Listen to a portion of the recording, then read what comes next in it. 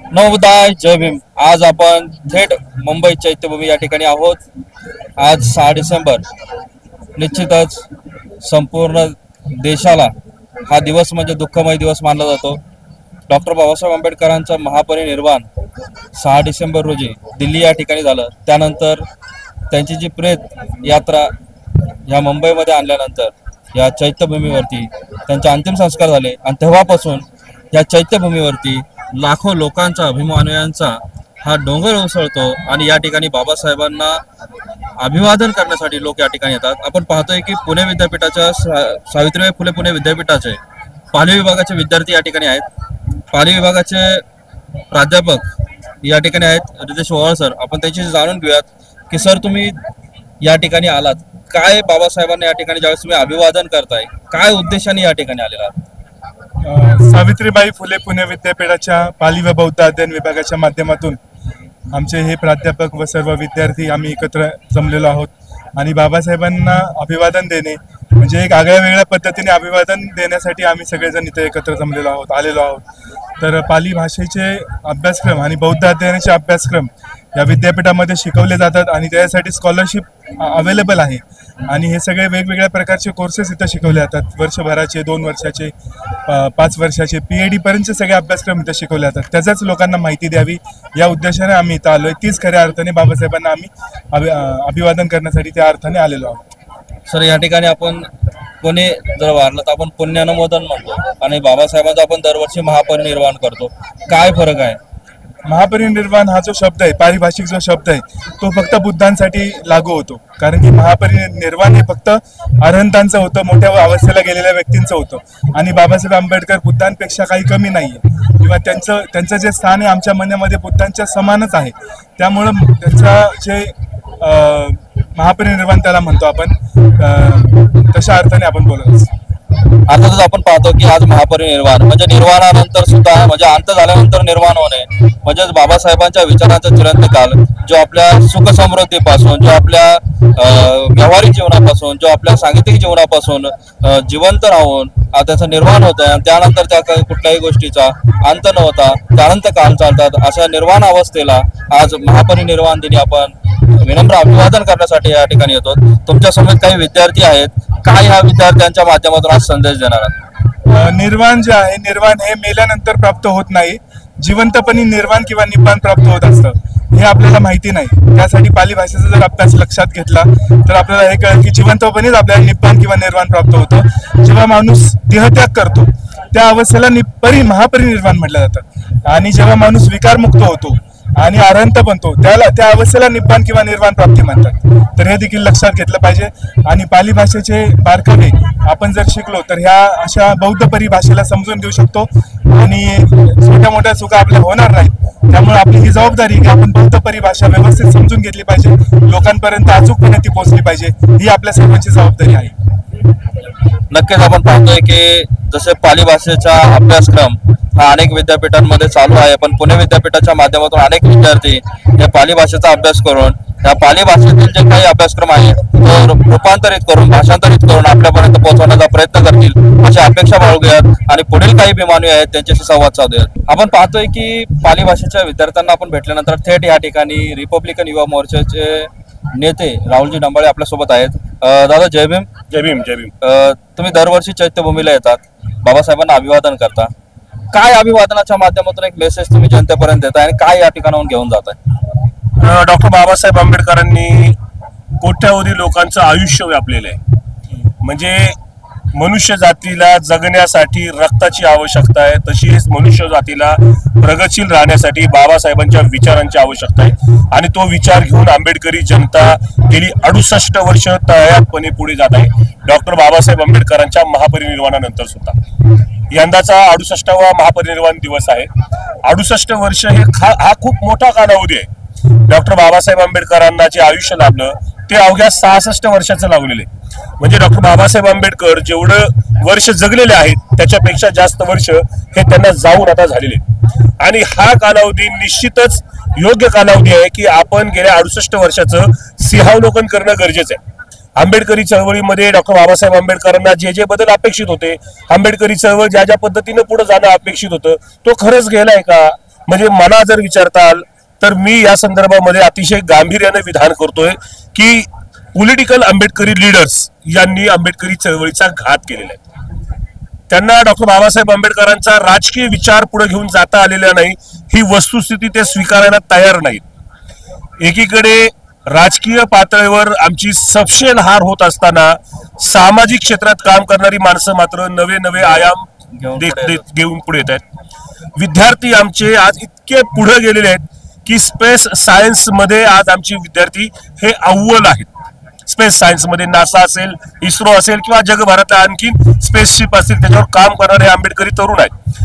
म्हणजे विद्यार्थी असेल, महिला असेल, शैक्षणिक क्षेत्रातील अन्य व्यक्ती असतील, टूर यूथ असतील, हे डॉक्टर बाबासाहेब आंबेडकरांचा विचार हा जगण्याचा प्रयत्न करतायत आणि हीच खरी डॉक्टर बाबासाहेब आंबेडकरांना एक मोठी आदरांजली आहे. मी 68 वर्षाच्या अनुषंगाने मी इतकंच एक सांगेन की आम्ही नाहिरे वर्गाचे होतो, आम्हाला नाहिरे बनवलं गेलं होतं, पण आज आमच्या शिवाय कुणालाही पुढे जाता येत नाही. नाही का, dead Ambedkar is more dangerous than live Ambedkar. म्हणजे जिवंत बाबासाहेब आंबेडकरांपेक्षा मृत्यू महानिर्वाण अवस्थेत गेलेले बाबासाहेब हे जास्त धोकादायक असेल, ही वस्तुस्थिती आज खरी ठरते. डॉक्टर बाबासाहेब आंबेडकरांचा विचार आज जातीच्या, धर्माच्या, भाषेच्या, प्रांताच्या आणि जगाच्या पलीकडे जाऊन सगळे लोक स्वीकारत आहेत. डॉक्टर बाबासाहेबांच्या महापरिनिर्वाणानंतर जगभरामध्ये प्रतिष्ठित विद्यापीठांमध्ये डॉक्टर बाबासाहेब आंबेडकरांचा पुतळा उभा राहतोय. त्यांना आज जगभरामध्ये ग्रेटेस्ट इकॉनॉमिस्ट म्हणून एक मान्यता त्यांना प्राप्त होते. त्यांच्या अनुषंगाने कार्यक्रम केले जातात. हा 68 वर्षातला आमच्यासाठी फार महत्वाचा एक भाग आहे. डॉक्टर बाबासाहेब आंबेडकरांचा तसबीर, डॉक्टर बाबासाहेब आंबेडकरांचा विचार हा बौद्धेतर लोकांमध्ये मोठ्या प्रमाणामध्ये रुजवलेला आहे. ज्या वेळेला या देशामध्ये संविधानाची बाब येते, घटनात्मक हक्क अधिकाराची बाब येते, मग ती बाब करणारा मुस्लिम असेल, शीख असेल, शेतकरी असेल, कष्टकरी असेल, कोणी असेल, इव्हन भाजपची लोक सुद्धा असतील, तर ते डॉक्टर बाबासाहेब आंबेडकरांचा विचार, डॉक्टर बाबासाहेब आंबेडकरांची तसबीर आणि डॉक्टर बाबासाहेब आंबेडकरांचा जय भीम नारा घेतल्याशिवाय ते पुढे जात नाही. हे आंबेडकरी चळवळीची बलस्थान आहे. पण एवढ्यावर आंबेडकरी चळवळ समाधानी मानणाऱ्यांपैकी मी नाही. आम्हाला सर्वांगीण विकास हवाय. आमचा सर्वांगीण विकास हा राज्य संस्थेमधल्या आमच्या सत्तेतील सहभागावरून ठरणार आहे. राज्य सरकारने, केंद्र सरकारने ज्या घटनात्मक सोयी सवलती अनुसूचित जाती, अनुसूचित जमाती आणि ओबीसी प्रवर्गासाठी दिलेल्या आहेत त्याची अंमलबजावणी करण्यासाठी आंबेडकरी कार्यकर्त्यांनी पुढे आलं पाहिजे. आणि मी 68व्या वर्षानिमित्त आणि सध्या नुकत्याच झालेल्या महाराष्ट्राच्या विधानसभा निवडणुका आणि देशातल्या लोकसभेच्या निवडणुकांचा ट्रेंड पाहता मी इतकंच सांगेल, कधी नव्हे इतकी गरज आज देशातल्या लोकांना आंबेडकरी कार्यकर्त्याची आहे. कारण आंबेडकरी कार्यकर्ता हाच डेमोक्रॅटिकल कार्यकर्ता आहे. आंबेडकरी कार्यकर्ता हाच संविधानवादी कार्यकर्ता आहे. आंबेडकरी कार्यकर्ता हाच एकमात्र असा कार्यकर्ता आहे जो सर्व तऱ्हेच्या अन्यायाविरुद्ध उफाळून बाहेर येतो आणि त्याला प्रतिकार करतो. अशा या आंबेडकरी कार्यकर्त्याला जपण्याचं धाडस हे इतर समाजांनी दाखवावं. आणि आंबेडकरी कार्यकर्ता म्हणजे दहशतवादी नाही, तो खूप चांगलं काम करतो, तो खूप चांगला बोलतो, तो खूप चांगलं लिहितो, तो खूप चांगली बाजू मांडतो, पण तो आंबेडकरी आहे म्हणून त्याला नाकारण्याचं जे वाईट पातक हे समाज करतो, सर्व समाज, तो त्यांनी आता बंद केला पाहिजे. आमच्यामध्ये मी तुम्हाला थोडं थांबवतो. बघा, भारतामध्ये महापरिनिर्वाण दिन मनवला जातो, पण बाबासाहेबांच्या स्मृती जपण्यासाठी परदेशात हाच दिवस बाबासाहेबांच्या स्मृतीला जपण्यासाठी महापरिनिर्वाण दिनाला समानता दिवस मानला जातो आणि समानता दिवस साजरा केला जातो. आपण पाहतो ह्याच बाबासाहेबांनी जी समानतेची शिकवण दिलेली आहे हेच आपल्या आंबेडकरी कार्यकर्त्यांमध्ये नसल्यामुळे आंबेडकरी चळवळीची वाताहत होत आहे का? निश्चित महापरिनिर्वाण दिन हे आपण डॉक्टर बाबासाहेब आंबेडकरांना यासाठीच म्हणतो की डॉक्टर बाबासाहेब आंबेडकरांनी बौद्ध परंपरेशी आपल्याला जोडलेले, स्वतःला जोडलं होतं आणि भगवान गौतम बुद्धानंतरनं महापरिनिर्वाण हा शब्द बौद्ध परंपरेमध्ये फक्त डॉक्टर बाबासाहेब आंबेडकरांना वापरला जातो. म्हणून आपण सर्व बौद्ध संस्कृतीनुसार आजच्या दिवसाला महापरिनिर्वाण हा शब्द वापरतो. परंतु शासकीय पातळीवर स्टेट गव्हर्नमेंट असेल, सेंट्रल गव्हर्नमेंट असेल आणि युनेस्को असेल, या सगळ्यांनी 6 डिसेंबरला महापरिनिर्वाण दिनाला समता दिन म्हणून घोषित केलेले आहे. डॉक्टर बाबासाहेब आंबेडकर हा जगातल्या प्रत्येक वंचित, उपेक्षित व्यक्तीचा आदर्श आहे की नाहिरे वर्गाचा त्याला सर्व अधिकार नाकारलेले असताना जगाचा एक असा देश त्यांनी निर्माण केलेला आहे की जो देश जगाचा आता नेतृत्व करेल. पण तो समतेचा अभाव, तो बंधुत्वाचा अभाव हा आंबेडकरी जनतेमध्ये मात्र लयास गेलेला आहे. हे मला अतिशय दुःखानं या ठिकाणी सांगा वाटतं. मी स्वतः जवळपास 25 वर्ष ऍक्टिव्ह पॉलिटिकल आणि सोशल ऍक्टिव्हिस्ट म्हणून मी पाहतोय, तर आज आमच्यामध्ये अंडरस्टँडिंग प्रॉब्लेम मोठ्या प्रमाणामध्ये वाढलेले. म्हणजे केवळ वैचारिक मतभेदाला वैयक्तिक पातळीवर घेऊन जातात आणि फिजिकल असॉल्ट पर्यंत आंबेडकरी चळवळ चालली आहे. हे आंबेडकरी चळवळीला भूषणावं नाही आणि तो आंबेडकरी चळवळीचा संस्कार देखील नाही. आंबेडकरी चळवळीमध्ये डॉक्टर बाबासाहेब आंबेडकरांच्या हयातीमध्येच मतभेद होते. म्हणजे डॉक्टर बाबासाहेब आंबेडकरांवर एलिगेशन करणारे त्यांचे कार्यकर्ते होते, पण बाबासाहेबांनी त्यांना कधीच खलनायक ठरवलं नाही, त्यांना कधीच समाजातून गद्दार ठरवलं नाही किंवा कधीच काही नाही. कारण बाबासाहेब आंबेडकर डेमोक्रॅटिकल होते, तुमच्या मतभिन्नतेचा स्वीकार करत होते आणि सम्यकवादीतून ते एका निश्चित ध्येयाकडे घेऊन जाणार होते. हा अभाव आंबेडकरी चळवळीमध्ये मोठ्या प्रमाणात जाणवतो आणि याला मुख्यतः आंबेडकरी नेतृत्व आहे असं माझं जबाबदारीनं विधान आहे. कारण आपल्या कार्यकर्त्यांना संस्कारित करणं, आपल्या कार्यकर्त्यांना विचार देणं ही आंबेडकरी नेत्याचीच जबाबदारी असते आणि त्या जबाबदारीपासून ते पाळल्यामुळे हे सगळं होतंय. जसं तुम्ही म्हणता की नेते जबाबदारीपासून दूर पळतात, तसा जर आपण विचार केला की प्रत्येक चळवळीला कुठे ना कुठं तरी एक गाभा असतो आणि त्या गाभ्याच्या आधारावरती ती चळवळ मजबूत होत असते. तसं बाबासाहेबांनी ह्या चळवळीला शिक्षणाचा, राजकारणाचा आणि धम्माचा एक बेस दिला होता, त्यामुळे ही चळवळ आज मजबूत आहे. पण एकंदरीत आपण जर पाहिलं तर आपली राजकीय चळवळ जी आहे ना ती ढासळलेल्या अवस्थेत दिसते. कशा पद्धतीने ही चळवळ मजबूत करण्यासाठी प्रयत्न केले पाहिजे यावरती कधी विचार विनिमय चिंतन होताना कुठल्या नेत्याकडून दिसत नाही. निश्चित. मात्र आपण जर पाहिलं पूर्वस्थिती आणि आताची जर राजकीय स्थिती पाहिली, कालच शपथविधीचा कार्यक्रम झाला, आपण पाहतोय की आपलं आंबेडकरी चळवळीचं किंवा निळ्या झेंड्याचं राजकीय भवितव्य कुठं धोक्यात आहे का? निश्चित पारंपरिक आंबेडकरी राजकारण धोक्यात आलेले किंबहुना ते ऱ्हासास पावत आहे. पण दुसरीकडे आपण याचं गंभीर आत्मचिंतन करायला हवं, जे मी करतोय, अनेकांशी बोलतोय. आता येता सुद्धा जवळपास 15 लोकांशी मी चर्चा केलेली. याचं एक मुख्य कारण हा आहे की आंबेडकरी विचार आंबेडकरी नेतृत्वांनी सोडलेला आहे. मी फार जबाबदारीने विधान करतोय. आंबेडकरी विचार हा आंबेडकरी नेतृत्वाने सोडलेला आहे आणि तो आंबेडकरी विचार आता इतर पक्ष, इतर संघटना, इतर नेते घेत आहेत. कदाचित ते त्यांच्या राजकीय स्वार्थासाठी घेत असतील, पण मी ऍज अ आंबेडकराईट म्हणून मला एवढंच वाटतं की माझ्या बाबासाहेबांचा विचार जर दुसरा कोणी घेत असेल बहुतेक तर मी त्याच्यासोबत चालतो. आणि हे माझ्या चळवळीचं गेल्या 68 वर्षाचं काम आहे की जो कोणी बहुतेक माणूस आंबेडकरी विचार सांगेल त्याच्यासोबत तो घेतोय. फसगत होऊ ना होऊ तो विषय वेगळा आहे, पण माझा विचार स्वीकारतोय. आज आपण जर पाहिलं तर जे सेक्युलर पॉलिटिकल पार्टीज आहेत, म्हणजे भाजप विरोधी आघाडीचा बेस फाउंडेशन हे डॉक्टर बाबासाहेब आंबेडकरांचा विचार. संविधान हे दुसरं काही नाही, हे डॉक्टर बाबासाहेब आंबेडकरांचा सर्वोच्च विचार आहे आणि त्या विचाराला घेऊनच इतर पॉलिटिकल पार्टीज जात आहेत. आणि या देशाचं संविधान इथल्या विषमतावादी संस्कृतीची पाळेमुळे असणाऱ्या RSS, भाजप सारख्या पक्षांमुळे धोक्यात आलेले याची जाणीव इतर पक्षांना होते आणि ते पॉलिटिकल अजेंडा का असाना त्यांचा, पण ते याबाबत जनजागृतता करतायत. भारतातल्या जातीभेदाबद्दल आज नॉन आंबेडकराईट लोक बोलत आहेत. भारतातील भेदभावाबद्दल नॉन आंबेडकराईट लोक बोलतात आणि ते त्यांच्या बेस्ट प्लॅटफॉर्मवरून बोलतात. म्हणजे राहुल गांधींचं मी एक त्या ठिकाणी उदाहरण देईल की म्हणजे विरोधी पक्ष नेता या देशाचा, ज्याच्याकडे 248 खासदार आहेत, 200 पेक्षा जास्त खासदार आहेत, तो माणूस जगाच्या दुसऱ्या टोकावर जातो आणि वेगळ्या ठिकाणी जाऊन भारतातील जातीयतेबद्दल बोलतो, जातीय भेदभावाबद्दल बोलतो, जातीय अस्पृश्यतेबद्दल बोलतो, आंबेडकरी चळवळीच्या संविधानाच्या बाबींबद्दल बोलतो, जात आरक्षणाच्या प्रश्नावर बोलतो. आणि एकटे राहुल गांधी बोलत नाहीत, विरोधी पक्षातले अनेक लोक बोलतात. त्याचं कारण एवढंच आहे की इथल्या हुकुमशाहीला, इथल्या विषमतेला, इथल्या मनोवादी व्यवस्थेला जर कोण उत्तर असेल तर ते डॉक्टर बाबासाहेब आंबेडकरांचा विचार आहे. आणि तो विचार इतर पॉलिटिकल पक्ष स्वीकारत असल्यामुळे, एकीकडे स्वीकारत असल्यामुळे आणि दुसरीकडे आंबेडकरी नेते मात्र जे इतर पॉलिटिकल पार्टीज पूर्वी करायचे की Dalit is the only for vote bank, की इतर लोक जशी काँग्रेसवाले दलितांकडे वोट बँक म्हणून बघायचे, भाजपवाले वोट बँक म्हणून बघायचे, राष्ट्रवादीवाले वोट बँक म्हणून बघायचे, तसंच आंबेडकरी नेते सुद्धा गेल्या 10 वर्षामध्ये वोट बँक म्हणूनच बघतायत. आणि ते आंबेडकरी नेत्यांच्या लक्षात आलं, कार्यकर्त्यांच्या लक्षात आलं, चळवळीच्या लक्षात आलं.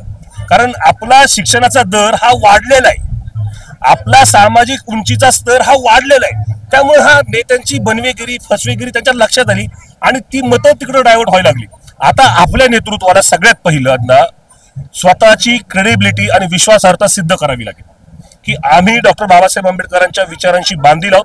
आणि डॉक्टर बाबासाहेब आंबेडकरांचा विषय अतिशय सोपा आहे, विचार अतिशय सोपा आहे. सामान्य माणसांचा सर्वांगीण विकास, नाहिरे वर्गाचा सर्वांगीण विकास, जे अस्पृश्य आहेत त्या अस्पृश्य समुदायाला सर्वांगीण सुविधा उपलब्ध करून देणे, याच्या पलीकडे डॉक्टर बाबासाहेब आंबेडकरांचं काहीच नाही. आज आमच्या युवकांच्या प्रश्नावर आमचे नेते बोलत नाहीत, बेरोजगारीच्या प्रश्नावर बोलत नाहीत, सामाजिक अन्यायाच्या प्रश्नावर बोलत नाहीत, आमच्यामध्ये असलेल्या महिलांच्या दमनाच्या विषयावर ते बोलत नाही. केवळ पॉलिटिकल स्टेटमेंट देऊन आंबेडकरिझम हा तुमच्याकडे आकृष्ट होणारा नाही. आपण पाहतोय, आपण जसं म्हणलं की युवा वर्ग आकृष्ट होणार. बाबासाहेबांनी सांगितलं होतं की ज्या वेळेस निर्वाणाच्या 2 वर्ष आधी की जर तुम्हाला एकत्रित यायचं असेल आणि तुमची ताकद आणि तुम्हाला जर जिवंत राहायचं असेल मनुष्य म्हणून, तर तुम्हाला तुमच्या शक्ती केंद्राकडे जावं लागेल. आणि ते शक्ती केंद्र जे मी देतोय ते बुद्ध विहार आहे. आता आपण पाहतोय की मध्यंतरीच्या काळामध्ये ज्यावेळेस आपले काही खासदार आमदार होते, त्या काळामध्ये विहारांमध्ये गर्दी नाहीपेक्षा बरी होती, पण आता काहीच गर्दी विहारामध्ये होत नाही. त्यामुळे आपलं जे शक्ती केंद्र आहे त्या विहारामधून जे शिक्षण दिलं जाणार आहे ते कोणत्याही हिंदूवादी शाळेतून दिलं जाणार नाही, कोणत्याही ख्रिश्चन मिशनरीतून दिलं जाणार नाही, कोणत्याही उर्दू मिशनरीतून दिलं जाणार नाही. ते शिक्षण देण्यासाठी आपल्याला पाली भाषा असेल किंवा बुद्धिस्ट वर्ग असेल, हे सर्व आपल्याला बुद्ध विहारातूनच मिळणार आहे.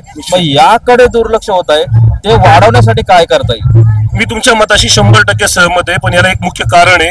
बौद्ध धम्म, बौद्ध चळवळ, बुद्ध विहार. बौद्ध धम्म, बौद्ध चळवळ, बुद्ध विहार आणि बुद्ध हा राजकीय पटलावर बंदिस्त केला गेलेला आहे. म्हणजे अलीकडच्या कालावधीमध्ये हे धारसानं विधान करता येईल, जे 60% लोकांना लागू होईल की बौद्ध चळवळ चालवणारे हे राजकारणातून नापास झालेली लोक तिकडे, मी राजकारणात सक्सेस होऊ नये म्हणून मी धम्माकडे जातोय, असं एक नवं आवरण त्यांनी स्वतःला आयडेंटिफाईड करायला घेतले. त्याच्यामुळे हे नुकसान होतंय.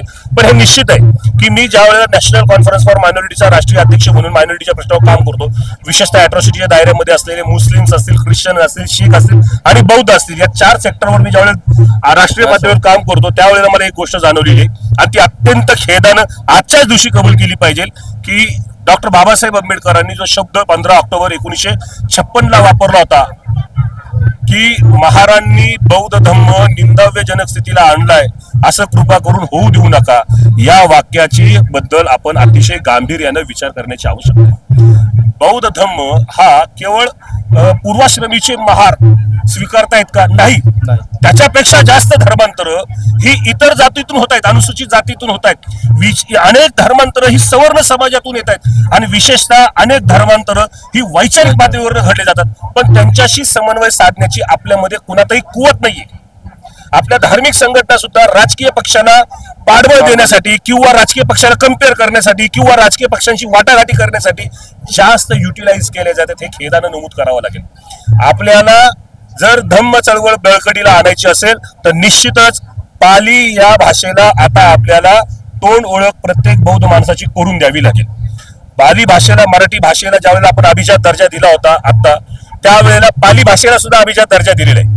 म्हणजे ही भाषा प्राकृत भाषा आहे, ही भाषा 2000 वर्षापूर्वीची भाषा आहे. या भाषेच्या आता संवर्धनासाठी, वाढीसाठी केंद्र सरकार असेल, तिथली राज्य सरकार असतील, ही प्रयत्न करतील.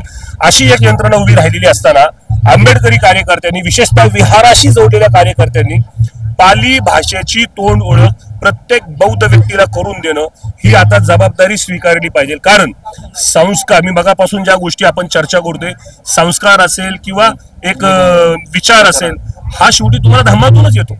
बाबासाहेबांनी धम्म जो घेतला तो संस्कार आणि विचारांसाठीच घेतलेला आहे आणि त्याचं जे बेसिक स्ट्रक्चर आहे त्याच्यापासूनच जर आपण पळालो तर आपण कधी यशस्वी होऊ शकत नाही. आपल्या गाथा पाठ असतील पण गाथांचा अर्थ कळणार नाही. गाथांचा अर्थ आपल्याला गाथांचा ट्रान्सलेशन जरी आपल्याला कळले तरी त्याची भावना आपल्याला लक्षात येणार नाही आणि मग आपण जे आपल्याकडे आचार्य वगैरे शब्द आहेत आपण त्याच परंपरेमध्ये स्वतःला गुरफटून घेऊन जाऊ. तर मी आपल्या चॅनलच्या माध्यमातून खरंच विनंती करतो की आपण पाली भाषेवर लक्ष केंद्रित केलं पाहिजे.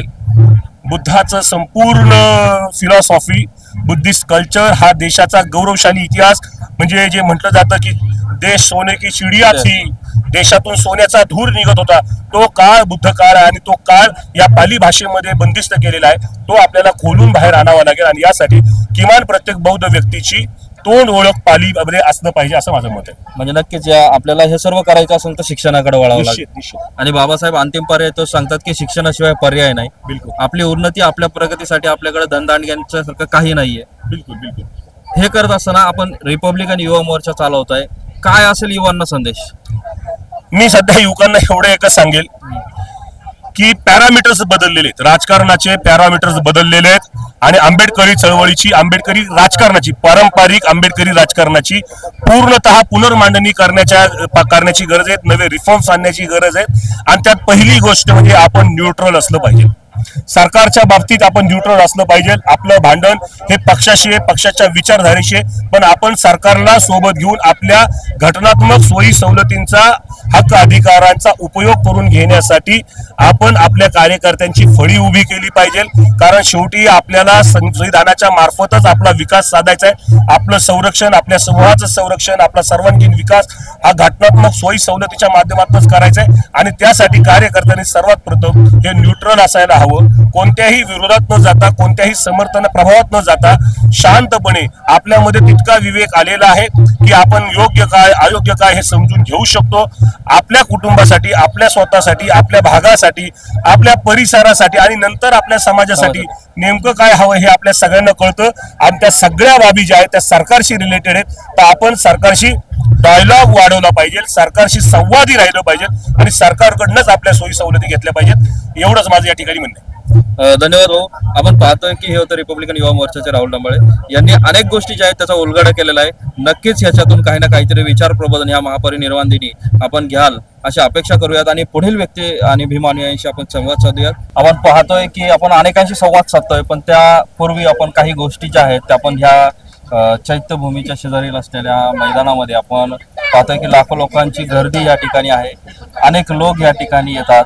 बाबासाहेबांच्या विचारांचे देवाणघेवाण सोबत घेऊन जाण्यासाठी हे मोठमोठे लागलेले पुस्तकांचे जे स्टॉल आहेत त्या स्टॉलमधून पुस्तके खरेदी करण्यासाठी या ठिकाणी अनेक लोक येतात. काही लोक बाबासाहेबांचं संविधान जे आहे ते घेण्यासाठी प्रयत्न करतात.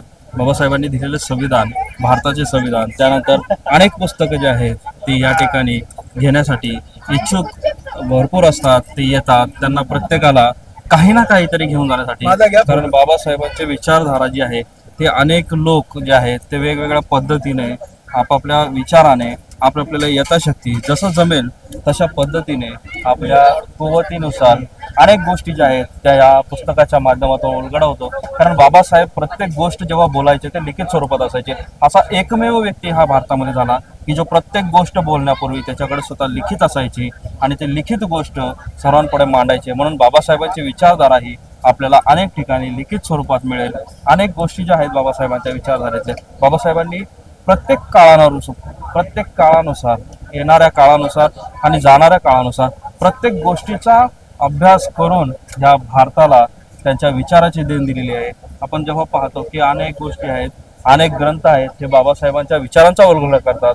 घेईल तेवढं कमी आहे. कारण बाबासाहेब ज्यावेळेस स्वतःला म्हणतात की मी जे शिकलोय ते पायाच्या घोटा इतपत शिकलोय, मग विचार करा की बाबासाहेब जर शिकल्यानंतर पायाच्या घोटापर्यंतचं शिक्षण म्हणतात तर म्हणजे ह्या जगामध्ये शिकण्यासाठी किती काय आहे. आपण मुंगी इतकंही जरी शिकलो तरी बाबासाहेबांच्या विचारधारेवर चालण्यासाठी आपण प्रयत्नशील राहू असं म्हणता येईल. अनेक आपण बघतो की अनेक लोक आहेत आपल्या विचारांचे पुस्तकं देखील या ठिकाणी मांडण्याचा प्रयत्न करतात. काही कविता संग्रह असतील, काहींच्या माध्यमातून वेगवेगळ्या गोष्टी या ठिकाणी मांडतात. तर आपण पाहतोय की काही जे कालचक्र आहे जे चालतंय ते कॅलेंडर देखील आपल्याला या ठिकाणी पाहायला मिळतंय की बाबासाहेबांच्या विचाराचे कॅलेंडर देखील या ठिकाणी विक्रीसाठी आहे. आपण जर पाहिलं तर या ठिकाणी आपण पूर्ण 12 महिने आपल्या पौर्णिमा असतील, बाबासाहेबांच्या विचारधारेवरील इतिहास असेल, हे आपल्याला अशा कॅलेंडर स्वरूपामध्ये या ठिकाणी विक्रीला आहेत ते पाहायला भेटतंय. अनेक गोष्टी आहेत या ठिकाणी आपण पाहतोय की डॉक्टर असतील किंवा वेगवेगळे कॅम्प असतील हे या ठिकाणी घेतले जातात. अनेक ज्या गोष्टी आहेत ह्या बाबासाहेबांच्या विचारधारेच्या माध्यमातून मांडले जातात. अनेक लोक आपण पाहतो की बुद्धविहार, नवयान धम्मचक्र बुद्धविहार जे बुद्धविहार आहे अनेक ठिकाणी बुद्धविहार बांधण्यासाठी धम्मदान देखील या ठिकाणाहून गोळा केलं जात आहे. म्हणजे अनेक लोक जे आहेत हे बाबासाहेबांच्या विचारधारेला पुढे नेण्यासाठी या ठिकाणी येतात. अनेक लोक या ठिकाणाहून अनेक गोष्टी घेऊन जाण्यासाठी प्रयत्नशील आहेत. आपण पाहतोय की बाबासाहेबांच्या विचारधारेला जी काही दैवत ठेवणारी गोष्ट आहे ती या ठिकाणी आहे आणि आपण प्रत्येक गोष्ट जी आहे खरेदीसाठी या ठिकाणी आलेले नागरिक आपल्याला पाहायला मिळतात. आपण बघतोय की या ठिकाणी नव तरुण आहेत जे देखील या ठिकाणी पुस्तक खरेदीसाठी आलेले आहेत. आपण थेट त्यांच्याशी संवाद साधूयात आणि त्यांच्यासोबत संवाद साधत असताना आपल्याला जाणवेल की काय दादा तुम्ही या ठिकाणी ज्यावेळेस बाबासाहेबांच्या महापरिनिर्वाण दिनी आला आहात, बाबासाहेबांना अभिवादन केल्यानंतर काय घेऊन जातात या ठिकाणावर? नक्कीच सर, 68व्या महापरिनिर्वाण दिनानिमित्त डॉक्टर बाबासाहेब आंबेडकरांना अभिवादन करतो. जो बाबासाहेबांचा लिखाण आहे आणि बाबासाहेबांनी जी पुस्तकं दिलेली आहेत आणि बाबासाहेबांना सुशिक्षित समाज हा अभिप्रेत होता आणि शिक्षणाच्या जोरावरती हे सर्व काही सुरू आहे. तर मला वाटते की जे आपल्या अनुयायी आलेले आहेत त्यांनी प्रत्येकाने हे एक 4-5 तरी पुस्तके घेऊन जावी आणि बाबासाहेबांचा जो समतेचा रथ आपण पुढे नेण्यासाठी एक वैचारिक पद्धतीनं वारसा जपूया आणि बाबासाहेबांचे विचार आपण सर्वांमध्ये आत्मसात करण्यासाठी प्रत्येकाने पुस्तक वाचून बाबासाहेबांची चळवळ अधिक गतिमान करण्यासाठी पुस्तके वाचलं पाहिजे. त्याच अर्थाने खऱ्या अर्थाने बाबासाहेबांना खरी आदरांजली ठरेल. आपण पाहतोय की सोशल मीडियाच्या माध्यमातून अनेक गोष्टी घडत आहेत. अनेक युवती आहेत ज्या सोशल मीडियाच्या माध्यमातून वेगवेगळ्या पद्धती करताना आपल्याला पाहायला मिळतात. अनेक लोक आहेत त्या वाचनापासून वंचित होत आहेत. बाबासाहेब तर म्हणायचे वाचाल तर वाचाल, मग अनेक लोक, अनेक युवक, अनेक तरुण तरुणी हे वाचनापासून अलिप्त होत आहेत. त्यांना वाचनाची आवड निर्माण करण्यासाठी काय प्रयत्न केला पाहिजे असं वाटतं एक तरुण म्हणून? मला वाटते की असे अनेक तरुण आहेत की खेडेगावमध्ये काय ते सुशिक्षित आहेत आणि शिकलेले आहेत. तर मला असं वाटतं की आपल्या प्रत्येक विहारामध्ये तरुणांनी एकत्र येऊन जे आपलं जे शिकलेले तरुण आहेत त्यांनी एकत्र येऊन काहीतरी समाज उपयोगी प्रबोधनाचे उपक्रम विहारामध्ये लावले पाहिजेत, जेणेकरून लोकांपर्यंत साहित्य कसं बाबासाहेबांचं पोहोचेल यासाठी ग्रामीण भागातून विहारामध्ये विविध उपक्रम राबवले पाहिजेत असं मला वाटते. नक्कीच आपण पाहतो की अनेक विहार आहेत जे विहार तरुणांपासून अलिप्त होत आहेत. विहाराकडे तरुण वळत नाहीये. मग तुम्ही जर म्हणताय की विहारापासून किंवा धम्माचे शिक्षण देण्यासाठी विहारामध्ये हे केलं पाहिजे, तरुणांना विहाराकडे आकर्षित करण्यासाठी काय केलं पाहिजे असं तुम्हाला वाटतं? कारण जे वरिष्ठ लोक आहेत, जे जुने लोक आहेत, आपले जे तरुण आहेत ते त्यांना बाहेर आल्यानंतर नावं ठेवतात. फक्त जयंती काळामध्ये तरुण आपल्याला दिसतात, डीजे मिरवणूक यासमोर किंवा कुठे काही दंगल घडली किंवा कुठे काही अन्य अत्याचार घडला तर त्या ठिकाणी तरुण दिसतात, त्यांच्यावर गुन्हे दाखल होतात. पण मात्र विहारामध्ये जे ज्ञान भेटतं, जिथं आपण धम्माचं ज्ञानाची देवाणघेवाण केली पाहिजे. कारण बुद्ध विहार म्हणजे 4 भिंती नसून ते एक विचारांचं विहार आहे. विहार म्हणजे फिरून येणे, तसं त्या विचारांमध्ये फिरून येणे, धम्माच्या विचारावर फिरणे, यासाठी बुद्ध विहाराची उत्पत्ती झाली. मग त्या विहाराकडे तरुणांनी कशा पद्धतीने आलं पाहिजे, त्यांना आकर्षित करण्यासाठी काय केलं पाहिजे असं वाटतं? सर, मला असं तरी वाटते की एक आठवड्याचा जो रविवार आहे या रविवारी तरी निदान जे आपण शिक्षण घेत असाल, जॉब करत असाल, अनेक तरुण वर्ग शिकलेला आहे आणि तो काम करत आहे, तर मला असं वाटते दर रविवारी तरी एकत्र येऊन बुद्धवंदना घेतली पाहिजे. त्या अनुषंगाने विविध विद्यार्थ्यांना एकत्र येऊन प्रशिक्षण राबवणं गरजेचं आहे. म्हणजे खऱ्या अर्थाने जे बुद्धविहार आहे ते सांस्कृतिक चळवळीचं केंद्रबिंदू मानलं जाते आणि त्या माध्यमातून सर्वांनी एकत्र येऊन मला वाटते मुलांना हाताशी घेऊन हे उपक्रम राबवले पाहिजेत असं मला वाटतं. तुमचं नाव काय? मिलिंद जाधव, भिवंडी. अच्छा, आपण पाहतोय की अनेक आता चर्चा करताना आपण पाहतोय की तरुणांनी विहाराकडे आलं पाहिजे, वंदनेला दर रविवारी आलं पाहिजे. नुसतं वंदना घेऊन बुद्ध विहाराकडे युवक तरुण आकर्षित होईल का? असं तर नाहीये, कारण विहारांमध्ये धार्मिक ज्ञान देतातच, पण त्याबरोबर अदर ऍक्टिव्हिटीज पण केल्या पाहिजे. स्पोर्ट्स झालं, लायब्ररीज झाल्या, त्याच्यातून धार्मिक ज्ञान तर मिळेलच, पण आपली एक वैयक्तिक वाढ देखील होईल, आपले पर्सनल डेव्हलपमेंट होईल आणि याकडे तरुण आकर्षित होईल. अच्छा, जास्तीत जास्त तरुण विहारामध्ये जाण्यास सुरुवात करेल. जे पर्सनल डेव्हलपमेंट स्किल म्हणतो आपण, त्या बुद्धिस्ट कल्चरने आपल्या विहारामध्ये घेणं गरजेचं आहे असं तुला वाटतंय? हो, गरजेचं आहे, कारण या दृष्टीने तरुण या विहारांकडे आकर्षित होणार. नक्कीच आपण पाहतोय की अनेक, आता आपण तरुणांची चर्चा करतोय पुस्तकं खरेदी करत असताना, की तरुणांना विहाराकडे जर आकर्षित करायचं असेल तर बुद्धिस्ट कल्चरच्या ऍक्टिव्हिटी आपल्याकडे झाल्या पाहिजे, जेणेकरून जे आपले तरुण आहेत तर त्या ऍक्टिव्हिटीमध्ये सहभाग घेतील आणि विहाराकडे वळतील. आपण पुढे देखील आपण पाहणार आहोत की अनेक जे स्टॉल आहेत हे आपल्याला या मुंबईच्या मैदानामध्ये आपल्याला दिसतात. हे दादरचं जे मैदान आहे यावरती आपण पाहतोय की अनेक लोक, अनेक तरुण तरुणी या ठिकाणी बाबासाहेबांच्या साहित्य सामग्री जी आहे ते घेण्यासाठी या ठिकाणी गर्दी करत आहेत. या ठिकाणी बाबासाहेबांच्या काही प्रतिमा देखील विक्रीला असल्याचे आपण पाहतोय. तसेच आपण पाहतोय की बाबासाहेबांचे सिग्नेचर असणारे टी शर्ट देखील या ठिकाणी विक्रीला आपण पाहतो. यावेळेस अनेक लोक आहेत की आपण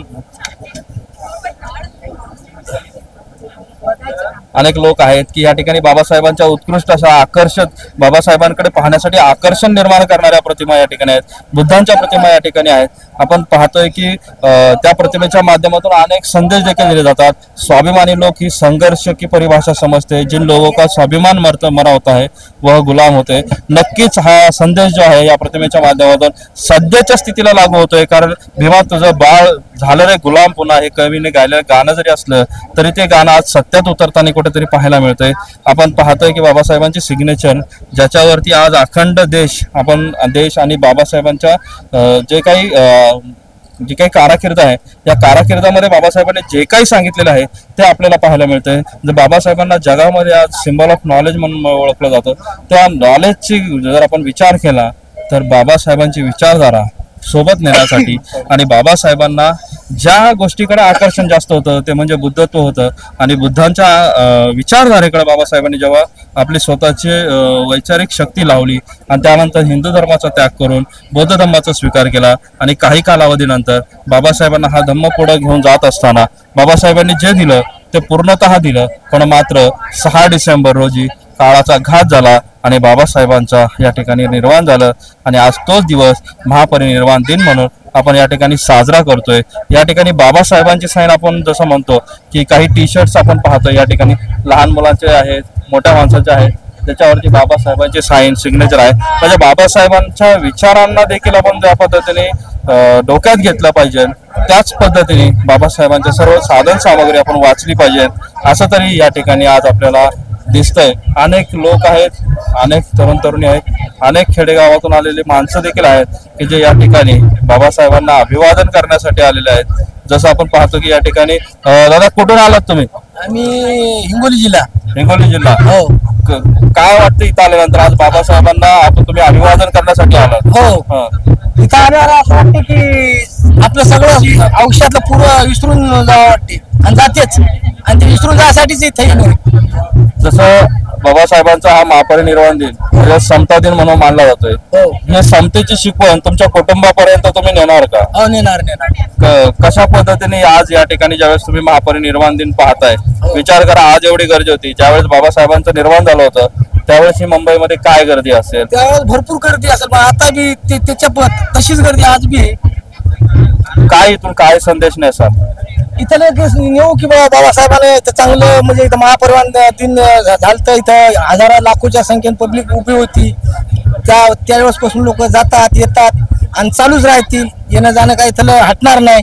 माणसं जलमतील अजून खरसल्या पिढ्या हे पुढे वारसा चालत राहील. आज तुम्ही या ठिकाणी स्टॉलवर फिरताय, काय घेताय स्टॉलवरून? आणि मूर्ती घ्यायच्या मागं बाबासाहेबाची आणि गौतम बुद्धाची. अच्छा, पाहतोय आपण असे हिंगोली जिल्ह्यातून देखील या ठिकाणी काही लोक आलेले आहेत बाबासाहेबांना अभिवादन करण्यासाठी. देशातून नव्हे तर संपूर्ण जगातून अनेक वेगवेगळ्या ठिकाणाहून बाबासाहेबांना अभिवादन करण्यासाठी या ठिकाणी लोक येतात. आपण पाहतोय की अनेक स्टॉल आहेत. पुढे पुढे आपण जसं जात आहोत तसं आपल्याला दिसतंय की या स्टॉलवरती अनेक गर्दी देखील होताना पाहायला मिळते. अनेक लोक आहेत या ठिकाणी जे बाबासाहेबांच्या प्रतिमा असतील, बुद्ध मूर्ती असतील, वेगवेगळ्या मूर्ती असतील, आकर्षित मूर्ती असतील ते या ठिकाणी खरेदी करण्यासाठी येतात. अनेक आपण पाहतो की बाबासाहेबांच्या दारावरती जे स्टॉल आहेत ते जयभीम म्हणून लावण्यासाठी देखील काही गोष्टी आहेत ते या ठिकाणी खरेदीला यावेळेस पाहायला मिळतात. म्हणजे बाबासाहेबांच्या विचारधारेकडे जसं आकर्षित आपण होतोय तसंच बाबासाहेबांची प्रतिमा असेल किंवा बाबासाहेबांनी दिलेले संदेश असेल या प्रत्येक गोष्टी आपल्याला या ठिकाणी आकर्षित करतात. त्यामुळे बाबासाहेबांचे विचार काय असतील, कारण ज्याच्या विचारामध्ये एवढी ताकद आहे त्या विचाराचे आपल्याला या ठिकाणी हे सगळं पाहायला मिळतंय. आपण पाहतो की अनेक तरुण देखील या ठिकाणी आहेत. दादा जयभीम. कुठून आलात? आम्ही अमरावती. आज बाबासाहेबांच्या महापरिनिर्वाण दिनी तुम्ही या ठिकाणी अभिवादन केल्यानंतर काय संदेश इथून घेऊन चालला? इथं संदेश असा किंवा आम्ही पिढ्याने आमचे पूर्वज जे आहे माझ्या आप्पाची म्हणजे दादा बाबापासून सर्वजण या ठिकाणी येत आहे आणि मी इथं 3-4 वेळा झाला आलेला आहोत या ठिकाणी. हो, आम्ही म्हणजे कसं दरवर्षी आमचं काही कामधंदे सोडून त्या महामानवाने आम्हाला जो समतेचा संदेश दिला आणि चांगली शिकवण दिली हे आम्ही आमच्या मुलीसाठी पुस्तके वगैरे आणि मूर्त्या वगैरे जे काही आमच्या मुलीसाठी पत्नीसाठी आम्ही इथून हार वगैरे घेऊन जातो.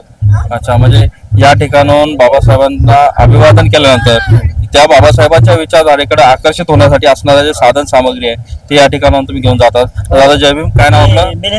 मिलिंद सुदाम साळवे. अच्छा, काय करता तुम्ही? मी शेती काम करतो असतो. शेती काम करता. काय आहे शेतीत यावेळेस? ते शेतीत काय आता टमाटर होते ते गेले.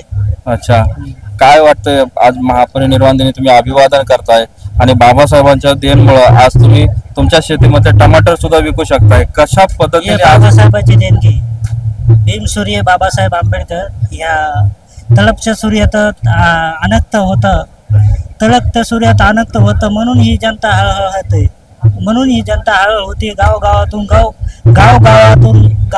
गावाच्या पानातून लोक जशा कृतीने आलेले आहेत. सगळ्यांच्या हार्दिक सोबत आणि तुमच्या बौद्ध सोसायटी आपले लॉर्ड बुद्धा यांच्या नमन जय भीम. जय भीम. जय भीम. आपण पाहतोय की अनेक गोष्टी ज्या आहेत त्या आपल्याला पाहायला मिळतात. अनेक ठिकाणी आपण जसं बघतोय की बाबासाहेबांच्या प्रतिमा जशा खरेदी करण्यासाठी लोक आहेत तशाच पद्धतीने पुढे आपण पाहतोय की काही आकर्षक वस्तू आहेत ज्या घरामध्ये शोभनीय आहेत, त्या वस्तू देखील या ठिकाणाहून विक्रीला दिसतात. या ठिकाणी बाबासाहेबांच्या पुस्तकाचा जो साठा आहे तो अनेक जास्त प्रमाणात दिसतात आणि हीच ती चैत्यभूमी आहे ज्या ठिकाणाहून सगळ्यात जास्त पुस्तकांची विक्री होते.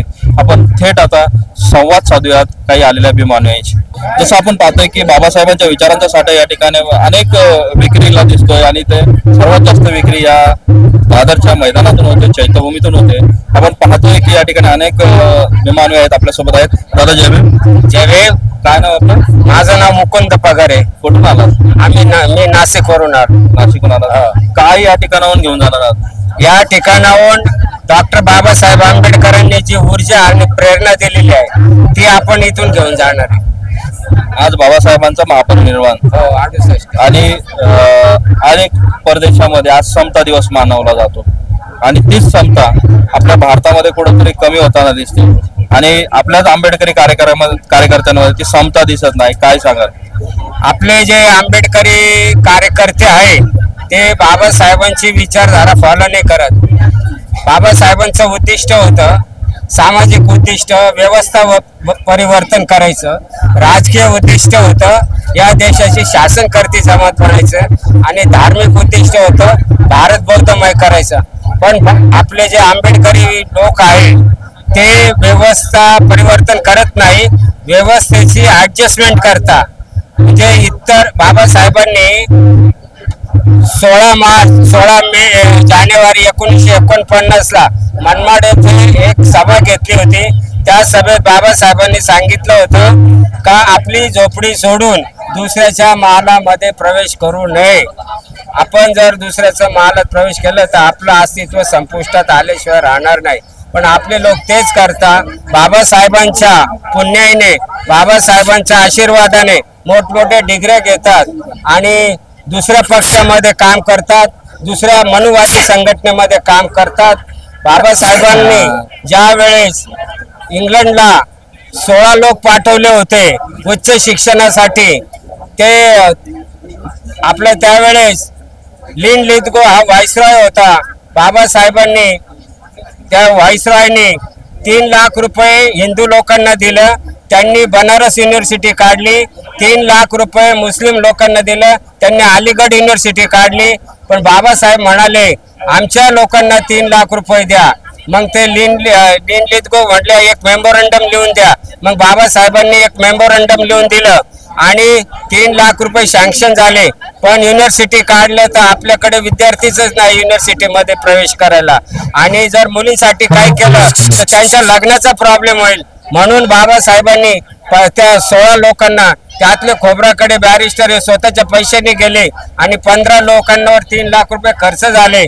पण ते 3 लाख रुपये व्यर्थ गेले. मग बाबासाहेबांना आग्र्याला रामलीला मैदानावर बोलवण्यात आलं होतं बुद्धाची मूर्ती स्थापन करण्यासाठी. त्यावेळेस ही गोष्ट 1946 ला 3 लाख रुपये खर्च केले. पण 18 मार्च 1956 ला डॉक्टर बाबासाहेब आंबेडकरांनी रामलीला मैदान आग्रा येथे सांगितलं का इनी पडे लोकांनी, म्हणजे ज्या लोकांसाठी मी 3 लाख रुपये खर्च केले त्या लोकांनी मला धोका दिलेला आहे. आपण म्हणतो की पढे लिखे लोकांनी धोका दिला. आज या महापरिनिर्वाण दिनी बाबासाहेबांना नतमस्तक होण्यासाठी, नमन करण्यासाठी अनेक शिक्षित, उच्च शिक्षित नवतरुण विद्यार्थी येतात. त्यांनी या संदेशाकडे कसं पाहावं? हे बघा, आपण शिकलो आहे. मला एक मेसेज आला होता व्हॉट्सअपवर, अधिकाऱ्यांनी टाकला होता. तो मेसेज असा होता, अनपढ़ लोग पत्थर की पूजा करते आणि पढ़े लिखे लोग किताबी की पूजा करते. मैं बोला पढ़े लिखे लोग और अनपढ़ लोगों में फर्क क्या है? पढ़े लिखे लोग किताब की पूजा करते, किताब पढ़ते नहीं ना. किताब पढ़ना चाहिए और उसमें क्या लिखा है वो समाज को बताना चाहिए. नक्कीच आपण पाहतोय की दादांनी चांगला संदेश दिलाय की पुस्तकं तुम्ही घेऊन जाताय, ही नुसती घेऊन जाऊ नका, तर ते वाचली देखील गेली पाहिजे, त्याचं पान उघडलं गेलं पाहिजे. आपण अनेक स्टॉल बघत आलोत आणि या स्टॉल मध्ये पाहत असताना आपण पाहतोय की इंडिया लेबर लाईनचा एक स्टॉल आहे. इंडिया लेबर लाईन काय आहे नक्की आणि कशा पद्धतीने काम वर्क करते आपण थोडक्यात जाणून घेऊयात. दादा, काय आहे लेबर लाईन? कारण आज बाबासाहेबांना नतमस्तक होण्यासाठी लोक येतात, बाबासाहेबांच्या महापरिनिर्वाण दिनी लोक या ठिकाणी नमन करतात आणि तुम्ही थेट लेबर लाईन चालवताय, म्हणजे काय आहे?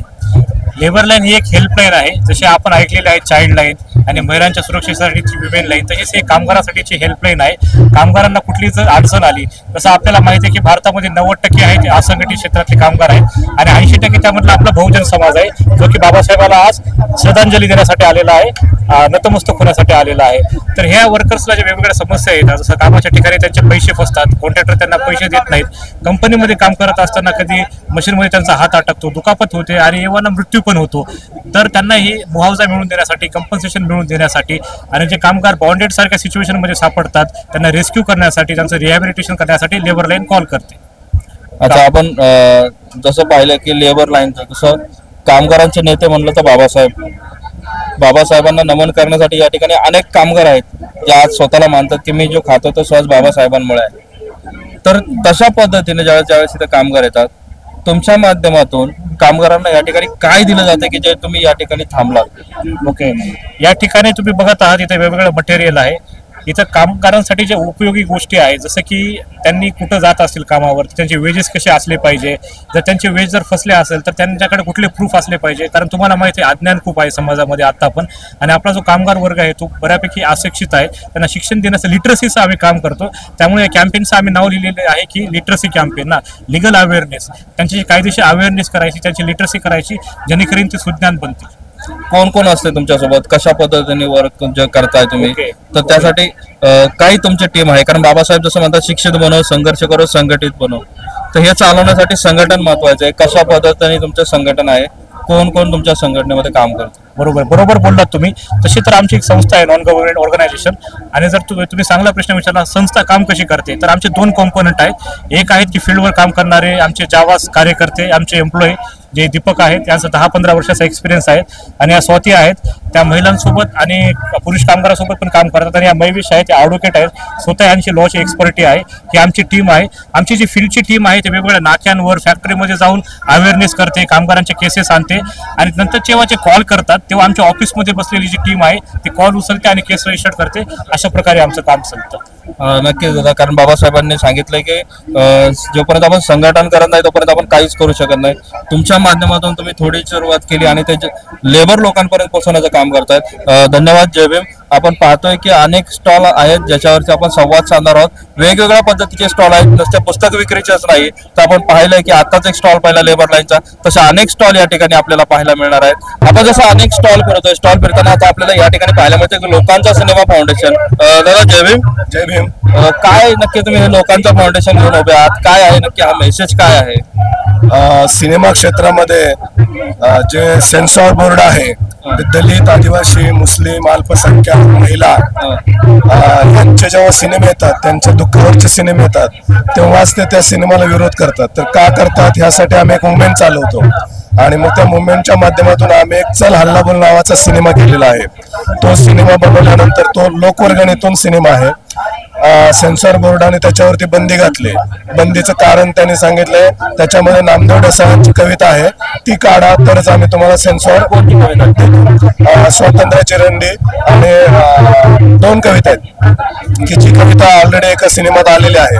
परंतु त्या दोन्ही कविता काढा म्हणून सांगितलेलं आहे आणि आम्ही मुवमेंटच्या लोकांनी ठरवलं की त्या कविता पद्मश्री अवॉर्ड मिळालेला आहे, जागतिक लेवलवरती त्या कविता प्रसिद्ध आहेत, मग सेन्सॉर बोर्ड त्याला का विरोध करते? तर त्याच्या पाठीमागे आम्हाला कारण असं समजलं की विरोध हा फक्त विरोधाला आहे, त्यांना आम्हाला त्रास द्यायचा आहे आणि ह्या त्रासातून, कारण सिनेमा बनवण्यासाठी भांडवल लागतं आणि ते भांडवल जर यांचं बुडलं, यांना लोक त्रास द्यायला लागले तर हे पुन्हा आयुष्यामध्ये अशा विषयाला हात घालणार नाही आणि मग चमत्काराचे पिक्चर किंवा चमत्काराने मुले होणारे पिक्चर यांना ते यू सर्टिफिकेट देतं, त्याला कसल्या अडथळा नसतो, पण सत्य घटनेवरच्या चित्रपटाला हे अडथळा करतात. म्हणून आम्ही त्याच्या विरोधात आवाज उठवण्यासाठी, आंदोलन उभा करण्यासाठी, लोकांना आवाहन करण्यासाठी आम्ही आज या चैत्यभूमीवरती आलेलो आहोत. कारण ह्या चैत्यभूमीवरती एक चेतना मिळते, ऊर्जा मिळते, ती ऊर्जा आम्हाला लोकांपर्यंत पोहोचवायची आहे. म्हणजे तुमच्या या सिनेमासाठी तुमचं आंदोलन जे आहे आज बाबासाहेबांना महापरिनिर्वाण दिनी नमन करून सुरू झालेलं आहे. आपण पाहतोय की अनेक गोष्टी आहेत ज्या आपल्याला पुढे पुढे पाहायला मिळणार आहेत. थेट आपण पुढच्या स्टॉलकडे वळूया. आपण जसं अनेक स्टॉल फिरतोय तसं पाहतोय की या ठिकाणी काही महिला आहेत ज्या संभाजी ब्रिगेड महिला आघाडीचं काम करतात आणि या ठिकाणी त्यांनी स्टॉल लावलाय. त्या काही पुस्तकं देखील विक्रीसाठी आहेत. ताई जय भीम. काय नाव आपलं? मी ऍडव्होकेट रिया करंजकर. मी संभाजी ब्रिगेडची महिला आघाडीची अध्यक्ष आहे मुंबईची. अच्छा. काय तुमचा आज बाबासाहेबांना महापरिनिर्वाण दिनी या ठिकाणी अभिवादन करण्यासाठी येतात, काही बाबासाहेबांचे विचार पुस्तकातून घेऊन जातात, कशा पद्धतीने तुमचं या महिला आघाडीचं काम या ठिकाणी आज महापरिनिर्वाण दिनी चालतंय? आज महिला आघाडीची जी आहे आमची, म्हणजे मराठा सेवा संघाचं संभाजी ब्रिगेड आहे, याच्यामध्ये आम्ही जे आहोत ना ते विचाराने परिवर्तन झालेले आहेत. आणि ती पुस्तकं जी आहेत ती वेगवेगळ्या पद्धतीचे जे विचारवंत होते, महामानव होते, त्यांचे पुस्तक आहेत आणि ते मराठा समाजातल्या लोकांनी लिहिलेले आहेत, म्हणजे त्यांचंही परिवर्तन झालेलं आहे. ती पुस्तकं इथे आम्ही ठेवलेत. ही पुस्तकं तुम्हाला बाकीच्या स्टॉलवर मिळणार नाहीत बघायला. आणि मुख्य म्हणजे बाबासाहेबांनी महिलांसाठी जी कामं केलेली आहेत, म्हणजे आज आम्ही उभे आहोत तुमच्यासमोर बोलतोय, ते सगळे ह्या बॅनरवर मी लिहिलेलं आहे. संभाजी ब्रिगेडच्या कुठेच तुम्हाला बॅनर दिसणार नाही. आज संभाजी ब्रिगेडने आम्ही महिला आघाडीने बॅनर बनवलाय की येथील त्या महिलांनी हे तरी वाचावं आणि महिलांसाठी जे हत्या होतात, अन्याचार होतात, त्यासाठी आम्ही आता महिला आघाडी ब्रिगेडच्या मैदानात उतरलेलो आहोत. ताई आपण पाहतोय की आताच काल नव्या सरकारने शपथविधी केला. मागच्या काही 2.5 वर्षाचं सरकार होतं, त्यांनी लाडकी बहीण योजना सुरू केली. फक्त 1500 रुपये देतात म्हणून लोकांनी त्यांचा उदय केला. आता 1500चे 2100 करतील. पण बाबासाहेबांनी या सर्व स्त्रियांसाठी, या सर्व बहिणींसाठी एक अशी मोठी देण दिली. ते देण दिल्यानंतर आज बाबासाहेबांचा विचार या लाडक्या बहिणींपर्यंत पोहोचत नाहीये. काय माहिती का, याच्यामध्ये ना आपल्या कुठे जी अशी कुटुंब व्यवस्था आहे ना, तर कुटुंब व्यवस्थेतल्या लोकांना, महिलांना बाहेर काढत नाहीत. जसे आम्ही आज महिला बाहेर आहोत, जोपर्यंत महिलांपर्यंत पोहोचत नाही ना तोपर्यंत महिलांचं प्रगती होणार नाहीये खरं म्हणाल तर. शिकून नोकरी घर हे नाही, ते शिकून आपण जे समाजाने आम्हाला दिले, म्हणजे आंबेडकरांनी आम्हाला जे दिलंय आज आम्हाला देण्याची वेळ आलेली आहे. म्हणून आज आम्ही उतरलेलो आहोत मैदानात आणि आमच्या परीने होईल ना तेवढं आम्ही समाजात महिलांना आमच्याकडे प्रबोधन करण्याचं काम करणार आहोत. 1,500 बघा, 1,500 काहीच व्हॅल्यू नाही, 500 रुपये असे जातात. आजकाल मी असं ऐकलंय, काल शपथविधी घेतली, आमच्या इथल्या बायकांना 300 रुपयांनी एक साडी दिली. कारण नवरा साडी घेऊन देऊ शकत नाही हो, तर गर्दी वाढवण्यासाठी 300 रुपयांनी साडी. म्हणजे इथपर्यंत मेंटॅलिटी खालच्या स्तराला कोसळलेली आहे, सरकारची आहे. बाबासाहेबांचे विचार असतील किंवा अनेक महापुरुषांचे विचार असतील, हे महिलांच्या मस्तकामध्ये घालण्यासाठी किंवा त्यांनी बाहेर पडावं किंवा बाहेर न पडता जरी त्यांच्यापर्यंत विचार पोहोचवायचे असेल तर महिलांनी काय केलं पाहिजे असं वाटतं तुम्हाला? आणि या महापरिनिर्वाण दिनी तुम्ही कसं आवाहन कराल?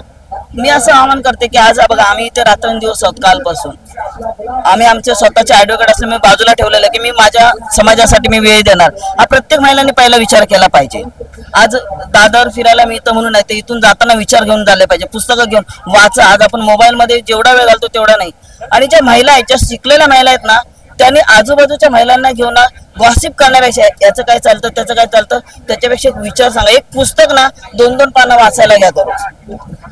पूर्वी ज्या गोष्टी सांगितल्या झाल्या त्या गोष्टी आज आपल्या दंतकथा म्हणून प्रसिद्ध आहेत. एका पुस्तकात 2-2 तरी ज्या महिला वाचतच नाही, 2 पानं वाचून आपण दाखवली ना तरी कुठेतरी 5 महिला जरी सुधारल्या ना तरी ते आपल्यासाठी, कारण 5 उद्या 10 महिलांना सुधारतील. म्हणजे आमचं उद्दिष्ट असं आहे की ज्या आमच्या बहिणी, म्हणजे आमच्यासाठी सावित्रीबाई फुले म्हणा किंवा जिजामाता म्हणा किंवा रमाबाई मध्ये ज्या महिला आहेत, फातिमा शेख म्हणा, ते आता आम्हाला पोचवायचे आहेत आणि आम्ही जयंत्या सुरू करणार आहेत. त्या जयंत्या ज्या कुठे थांबल्या होत्या त्यांच्याकडे महिलांना आम्हाला वळवायचं आहे आणि काहीतरी वेगळं करायचं आहे त्यांच्यासाठी, असं आमचं चाललेलं आहे.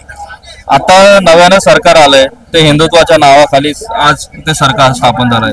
तुम्ही पुन्हा जयंत्या सुरू करणार आहात किंवा जयंत्या अनेक ठिकाणी लोक करतात, ह्या जयंत्या सुरू करत असताना कशा पद्धतीने तुम्ही जयंती सुरू करणार?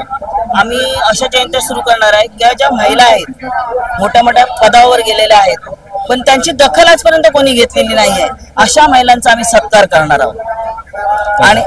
आणि म्हणजे पेपरमध्ये छापून म्हणजे ती व्यक्ती आहे ती त्या पदापर्यंत गेली, त्यांनी काय कष्ट केलेत हे सर्व जोपर्यंत कोणी वाचणार नाही ना तोपर्यंत महिलांना ते कळणार नाहीये. म्हणजे सत्कारापासून जे दुरावलेले आहेत तर त्यांचं कर्तृत्व महान आहेत अशा महिलांचा आम्ही शोध घेणार आहोत. आणि सावित्रीबाई, ज्योतिबाई या ज्या आपल्या ज्यांनी आम्ही आहोत त्यांच्या नावाने आम्ही त्यांना पुरस्कार देण्याचा सुरुवात करणार आहोत. ताई, नक्कीच आपण म्हणतो की महिलांना स्वातंत्र्य दिलं पाहिजे. काही महिला स्वैराचार देखील करताना पाहायला मिळतात. त्यामुळे अनेक जे पुरुष प्रधान संस्कृतीमध्ये वावरणारे लोक आहेत ते महिला बाहेर पडताना काही त्यांच्याबद्दल अपशब्द बोलतात. त्यामुळे काही ज्या महिला ज्या आहेत त्या महत्वाचं काम करणार त्या बाहेर पडत नाहीत. ह्या सर्व गोष्टीला रोख देण्यासाठी किंवा ह्या सर्व गोष्टीकडे दुर्लक्ष करण्यासाठी काय केलं पाहिजे असं तुम्हाला वाटतंय? आता महिलांचे कायदे भरपूर आहेत. जर एखादा पुरुष त्याची बदनामी करत असेल काय करत असेल तर महिलांकडे राईट्स आहे ना, त्याचा वापर करायला पाहिजे. म्हणजे एकदा जर त्या तिथे म्हणजे ना दाबली नाही तर ती बदनामी होतच राहणार. एकदा म्हणजे त्या बाईने माझ्यापर्यंत असं केलं तर दुसरा पुरुष उभा राहणार नाही बदनामी करायला. आणि बदनामी होते म्हणून बाहेर पडलं तर आपली आणि समाजाची प्रगती कधीच होणार नाही. कारण जी स्त्री काम करते ना ती करू नये ना म्हणून अनेक प्रकारे व्यूहरचना रचली जातात. हे सगळीकडेच आहे. हे बाकीच्या आमच्या बाबतीत पण होतं पण त्याच्यावर पाय देऊ म्हणून आम्ही उभा, कारण पुढचा काळ आमचा असणार आहे. नक्कीच आपण पाहतोय की अनेक सरकार जरी आलं तरी हिंदुत्ववादी सरकार जरी असलं तरी या ठिकाणी लाडक्या बहिणींच्या नावाने ते सरकार आलंय असं ते म्हणतात. म्हणजे महिलांचा काळ सुरू झालाय असं सरकारने देखील दाखवलंय. आणि इथे महापुरुषांची विचारधारा घेऊन महिला पुन्हा एकदा रंगणात उतरलेल्या आहेत. आपण पाहतोय की या महिला ज्या आहेत या घरून भाजी भाकरी घेऊन या ठिकाणी येऊन या ठिकाणी दिवस रात्र थांबून हे महिलांपर्यंत विचार पोहोचवण्यासाठी या ठिकाणी काम करतात. तशा अनेक मंडळी जे आहेत आपल्याला वेगवेगळ्या पद्धतीने या ठिकाणी पाहायला मिळणार आहेत. अनेक लोक आहेत की जे आपले विचार आहेत हे या ठिकाणी घेऊन जाण्यासाठी, बाबासाहेबांच्या विचारधारेला पुढे नेण्यासाठी, बाबासाहेबांच्या विचाराचा प्रसार आणि प्रसार करण्यासाठी देखील काही मंडळी या ठिकाणी स्टॉल टाकून आहेत. अनेक लोक या ठिकाणी बाबासाहेबांना नतमस्तक होण्यासाठी येतात. आलेल्या लोकांना, भुकेलेल्यांना अन्न देण्यासाठी देखील अन्नदानाचे स्टॉल देखील या ठिकाणी आपल्याला पाहायला मिळतात. रांगाच्या रांगा देखील आपण पाहतोय. ह्या साऱ्या गोष्टी आपल्याला या ठिकाणी पाहायला मिळतात. ह्या आज चैत्यभूमीवरून वेगवेगळ्या गोष्टी आपल्याला पाहायला मिळतात. तुर्तास आपण या ठिकाणी ब्रेक घेऊयात. पुन्हा एकदा आपण पुढे भेटून आपण या चैत्यभूमीवरती या थेट प्रक्षेपणामध्ये अनेक लोकांशी संवाद साधणार आहोत. मी विकास कडलक, लॉर्ड ऑफ